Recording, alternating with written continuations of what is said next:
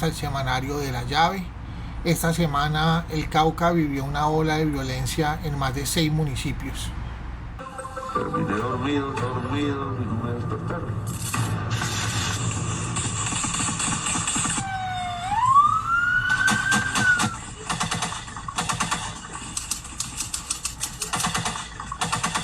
Mil personas confinadas por combates entre el ELN y el Clan del Golfo. El secuestro volvió a subir un 55% este año. ¡Coronamos!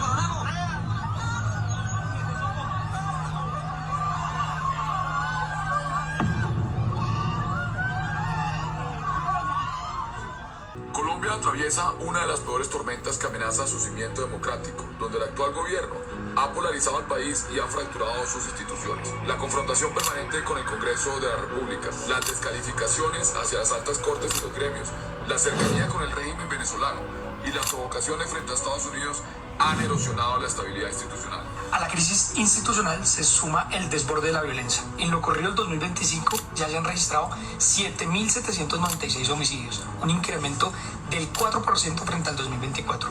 Los secuestros extorsivos aumentaron en un 53%, un número de víctimas y fuerza pública que sufre un asedio sin precedentes. El narcotráfico se expande a niveles nunca vistos. Colombia concentra el 67% de los cultivos de coca del mundo, con 253.000 hectáreas sembradas en 2023 y una producción récord de 3.708 toneladas de cocaína, un aumento del 34% respecto a 2022. En zonas como el Catatumbo, la tragedia es insostenible. Más de 100 asesinatos y 52.000 desplazados en lo que va del año. La peor crisis desde 1997, lo que nos llevó a la desertificación. Con populismo impulsaron reformas nocivas para el progreso social y económico de la nación. Mientras tanto, vivimos en un panorama de violencia, narcotráfico, crisis institucional. Es por eso que desde nuestro rol de diputados y concejales en diferentes regiones del país vemos una desazón de nuestras comunidades. Ese liderazgo solo puede venir de usted, doctor Germán Vargas Lleras. Sus logros en los diferentes cargos que ha ocupado en el Estado, su capacidad de gestión para sacar adelante los asuntos de interés nacional y su temple lo diferencian de cualquier otro dirigente que hoy pueda estar en la contienda electoral por las elecciones presidenciales. Sin desconocer otros liderazgos, ninguno se compara con la experiencia, la autoridad y la credibilidad para enfrentar este caos y devolverle al país el orden, la estabilidad, pero sobre todo la confianza. Usted simboliza la esperanza de un país que se niega a rendirse frente a la crisis y que está listo para levantarse con dignidad. No está solo, le podemos garantizar con convicción que millones de colombianos estamos prestos en este propósito, a entregar nuestra energía para construir juntos la Colombia que necesitamos y merecemos. El senador Humberto de la Calle explica la importancia de la primera sentencia de la JEP contra 7 exjefes del secretariado de las FARC. Bueno, hoy tenemos la noticia de la condena al secretariado de las FARC por el caso de los secuestros. Yo quiero hacer algo muy objetivo, con luces y sombras. Me parece que hay un elemento positivo, que es enorme, y es que se trata, después de 60 años de enfrentamiento armado, de una guerrilla que voluntariamente decide en una mesa de conversaciones someterse a las decisiones de un órgano judicial.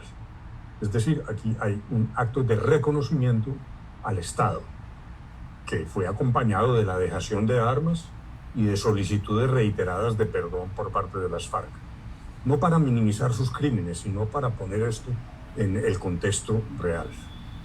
Y en segundo lugar, hoy, también muy importante, el secretariado de las FARC en un comunicado han asumido las sanciones, han aceptado de nuevo su responsabilidad. Esto es un hecho inédito en el mundo. Realmente no hay un solo caso de una guerrilla que voluntariamente decida someterse y que asuma el resultado de ese sometimiento.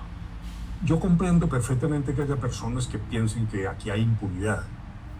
Claro, lo que tenemos que entender, señores colombianos, es que aquí hay que hacer un balance entre justicia y paz. Se trataba de dar un paso para terminar una confrontación. Se entregaron las armas de los rebeldes y eso necesitaba una compensación en términos de justicia transicional. Me parece que es el concepto que no podemos olvidar. Yo entiendo que haya personas que sientan que las sanciones son insuficientes y respeto ese sentimiento, pero aquí los colombianos no podemos olvidar que se trata, repito, de buscar una serie de compensaciones importantes. En ese sentido, yo creo que es un hito incluso desde el punto de vista internacional. Luego, lo que tenemos que entender es que en Colombia estamos asumiendo y destapando todas estas fuentes de confrontación militar y de guerra con el ánimo de suprimir de una vez por todas el uso de las armas en la violencia. Ese me parece que es un tema que no podemos olvidar.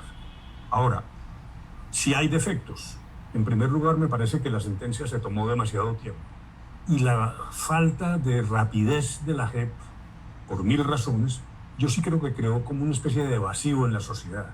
Uno nota que hay personas que dicen, bueno, mientras unos líderes políticos están condenados, otros están en el Congreso y no han sido condenados. Y creo que el paso del tiempo contribuyó a eso. Y además, me parece que a veces la JEP está olvidando el carácter transicional de lo que está ocurriendo. A veces tiene la tentación de juzgar esto en medio de incidentes procesales, juzgando caso por caso. Esa no es la idea. Aquí estamos enfrentando un macrofenómeno de criminalidad y resolviéndolo siempre pensando en las víctimas.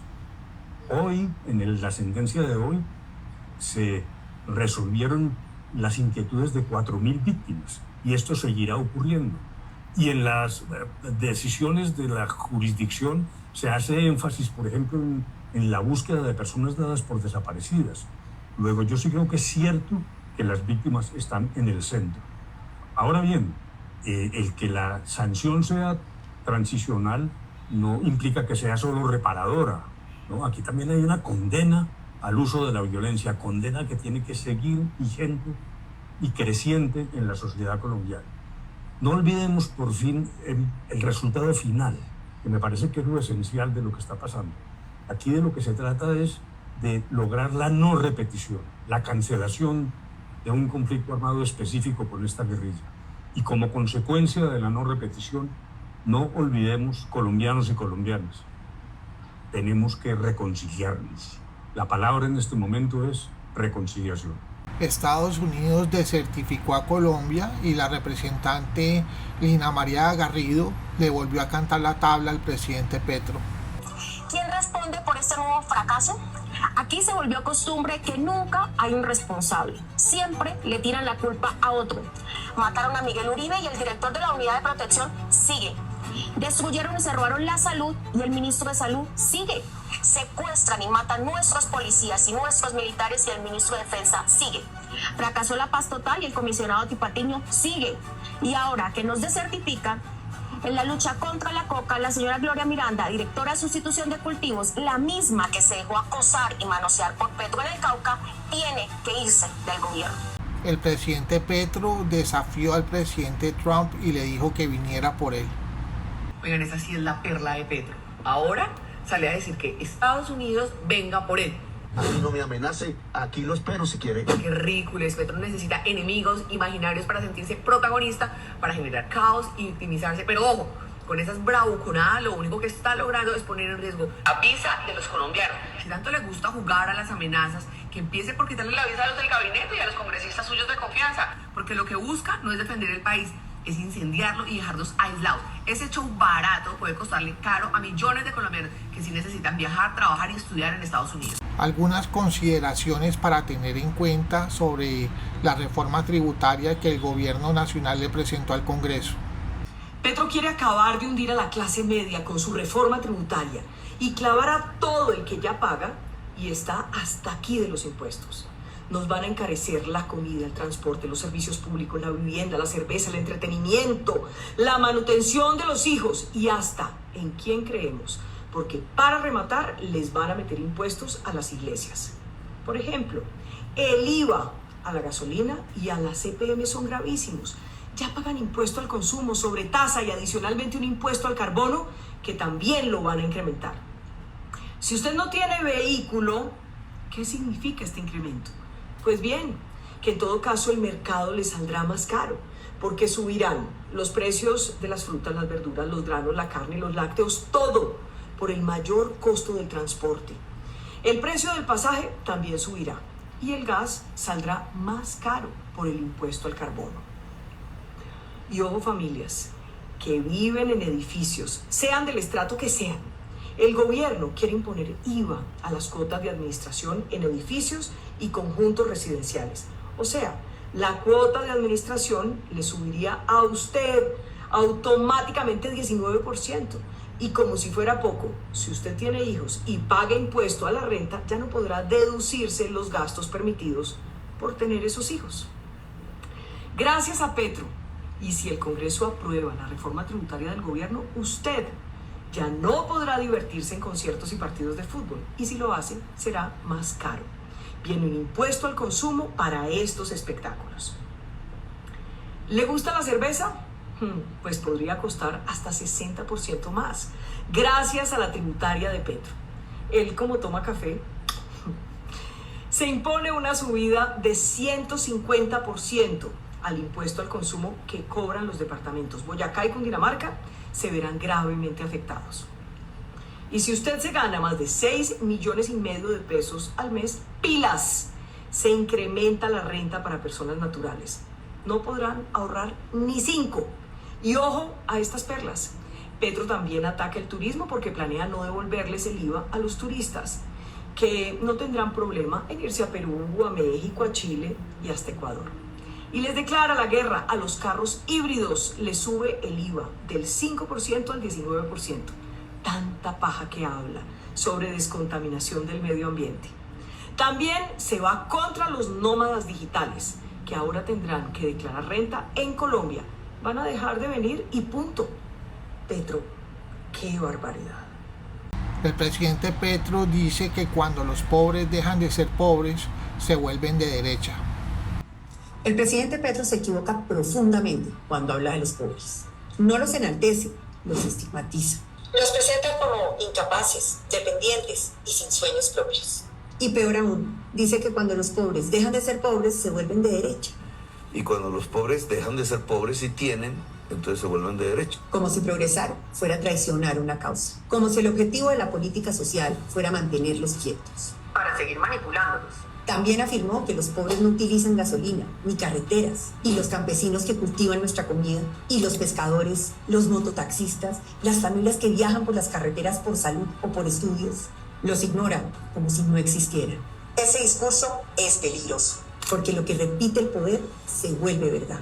Y si el gobierno le dice a la gente que no puede, termina la gente creyéndose. ¿Y qué tal lo de los estudiantes? Ellos también son libres de escoger si van a una universidad pública o privada. Y también los pacientes. Ellos tienen el derecho de asistir a las mejores clínicas del país. Esto lo han explicado varios economistas y el Banco Mundial. La pobreza no solo se mide en ingresos, también se impone desde el lenguaje y la mentalidad. Colombia está hecha de historias de superación. El campesino que exporta, los jóvenes de los barrios populares que hoy en día emprenden, son grandes empresarios o que ocupan altos cargos, sin una sola ayuda del gobierno. Colombia no merece ser administrada en la miseria. Necesita políticas que empoderen, educación de calidad, créditos y libertad para emprender. Y un gobierno que deje utilizar la pobreza como herramienta política. Porque ningún gobierno tiene derecho a condenar a su gente al estancamiento. Y ningún ciudadano debería renunciar al derecho de soñar en grande. Para mejorar el sistema de salud no había que destruirlo, ni volver a empezar desde cero. Las intervenciones del gobierno en algunas EPS han sido inconvenientes, un desastre. El ministro de Salud, por supuesto, dice lo contrario. Afirma que estas intervenciones nada tienen que ver con la crisis de la salud. Sin embargo, el informe sobre la nueva EPS de la Contraloría, conocido esta semana, es devastador. Muestra, por ejemplo, que durante el último año y medio, esto es durante el periodo de la intervención, la deuda acumulada creció de manera sustancial y alcanzó los 21 billones de pesos. Dice la Contraloría que la intervención de la nueva EPS está poniendo en riesgo la estabilidad financiera, no solamente de esta EPS, sino de todo el sistema de salud. Todo esto se ha traducido, por supuesto, en mayores problemas de acceso a la salud y en particular en mayores problemas en la entrega de medicamentos. Para completar el panorama, esta semana también se conocieron los datos sobre la intervención de la EPS Sanitas y muestran lo mismo: más deudas, más problemas de atención, más dificultades financieras. Con todo, esta evidencia muestra que el manejo estatal de la salud no funciona. Ahora el gobierno quiere generalizarlo con la reforma a la salud. Ojalá el Congreso de Colombia actúe con responsabilidad.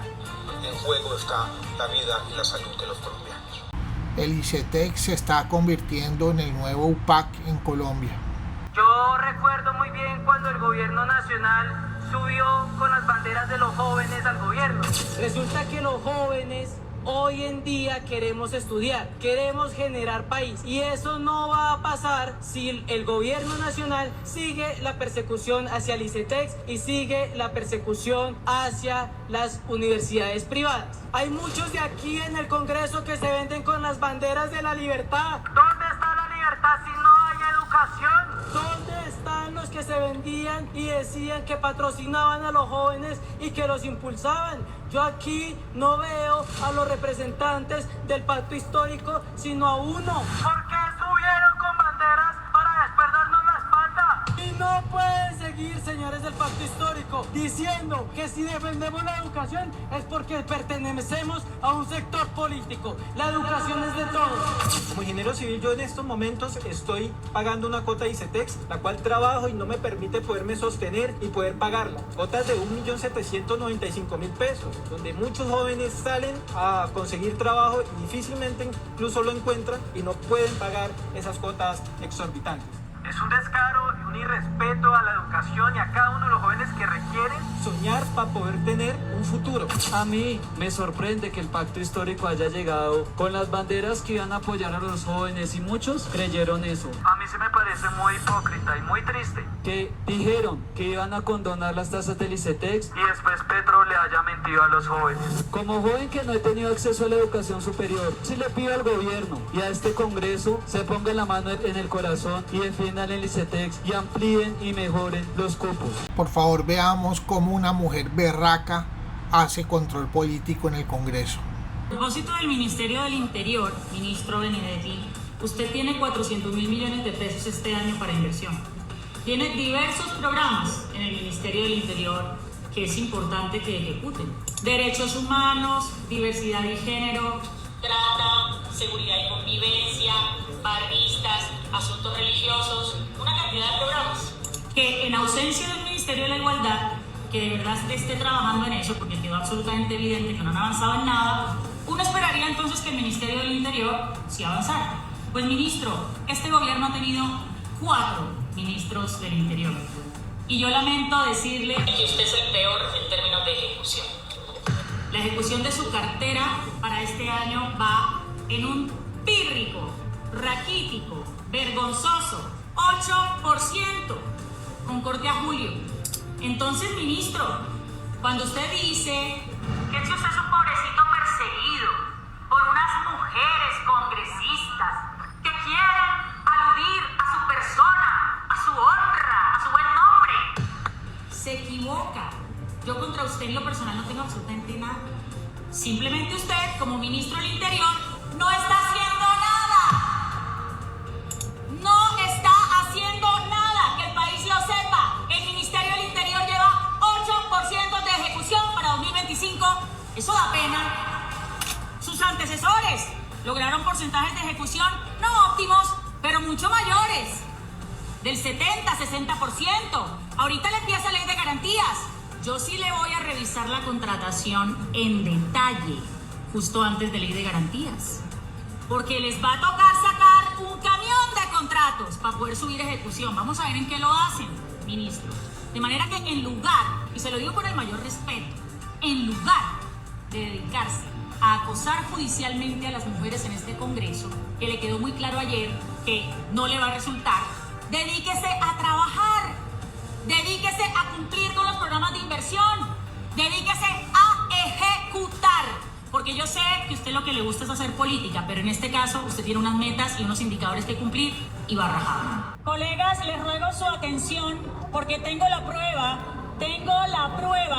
de que la persona Juan Carlos Florian se enunció como un hombre en la hoja de vida para acceder al viceministerio de las diversidades.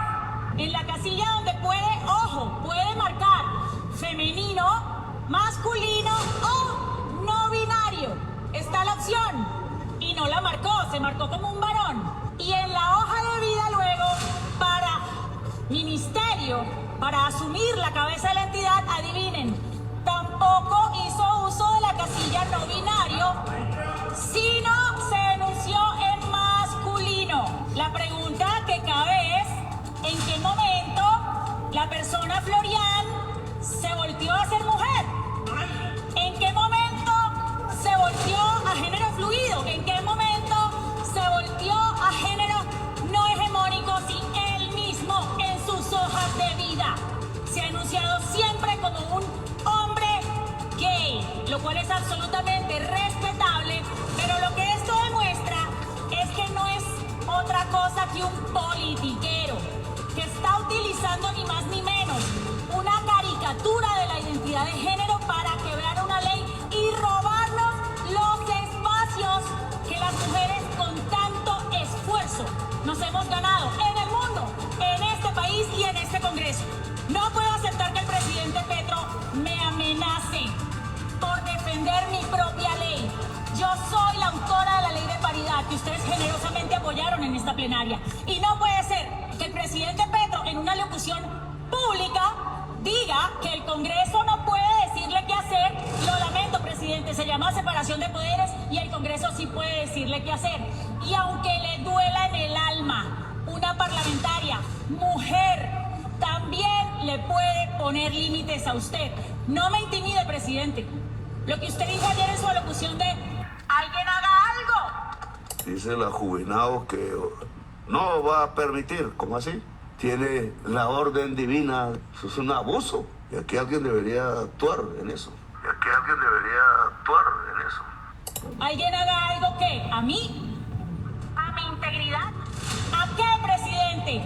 Le solicito públicamente que usted aclare que la orden que dio de hacer algo contra mí es ¿sobre qué? ¿Es jurídicamente o es sobre qué? Porque sus intimidaciones, se lo quiero decir, que no es la primera vez que lo hace, me tienen en una condición de seguridad muy delicada que en su momento haré pública. Finalmente, presidente, le voy a decir una cosa como mujer. Usted es un machiprogre, es un conservador de izquierda. ¿Qué tal que un congresista aquí le dijera a sus hijas, presidente Petro, que si sus hijas conectan el clítoris con el cerebro pueden triunfar? O que si le dijeran a su esposa que si conecta el clítoris con el cerebro puede triunfar. El que la hace se las imagina y el que tiene que conectar las dos cabezas es usted, porque en Panamá no las conectó. Así que hágame el favor y respete a las mujeres de este Congreso, porque ojo, nosotras no tenemos que acompasar nada para complacerle a usted. Y si usted, que es un maltratador, no está dispuesto a defendernos, nosotras sí nos vamos a defender de usted, sobre todo en las urnas cuando toque. Juan Carlos Florian acaba de renunciar al Ministerio de la Igualdad. Una victoria para las mujeres, porque el control político sí funciona y lo seguiremos haciendo. Sin embargo, y como este es el gobierno de las leguleyadas y de las trampitas, le quiero hacer una última advertencia sobre este asunto, presidente Gustavo Petro. Ni se le ocurra volver a posesionar a Florian argumentando que ahora ya hay paridad, porque la medida provisional de suspensión aplica hasta que el tribunal falle de fondo.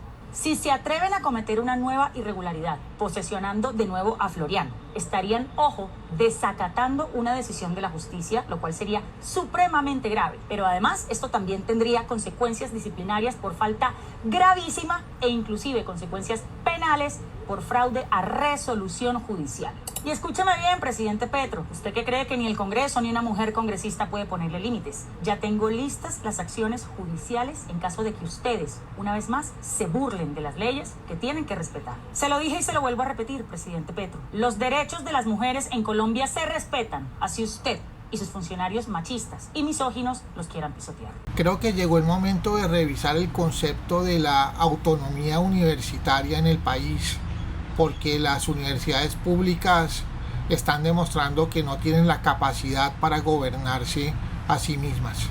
Aquí a la hora. Véalo. Aquí. Univalle, vea. Univalle, vea. Mire, muchachos, vea. Mire, vea. Univalle, vea. Mire, muchachos, vea. Vea, muchachos. Vea. Mire, ya. A la hora. Junto al concejal Felipe Burgueito, el diputado Rafael Rodríguez y Santiago Castro, radicamos en la Fiscalía una denuncia por terrorismo contra estos encapuchados que quemaron las 2 tractomulas. Pedimos que sean investigados, identificados y se vayan para la cárcel. El Comando Sur divulgó un extraño video realizando ejercicios anfibios en Puerto Rico. A buen entendedor, pocas palabras.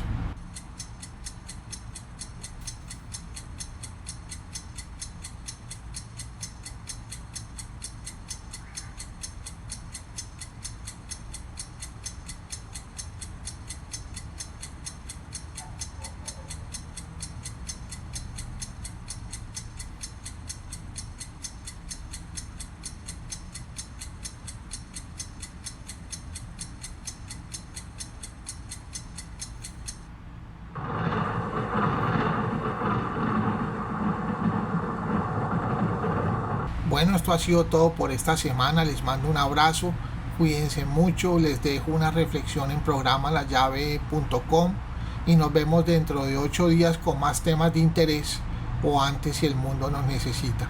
Chao.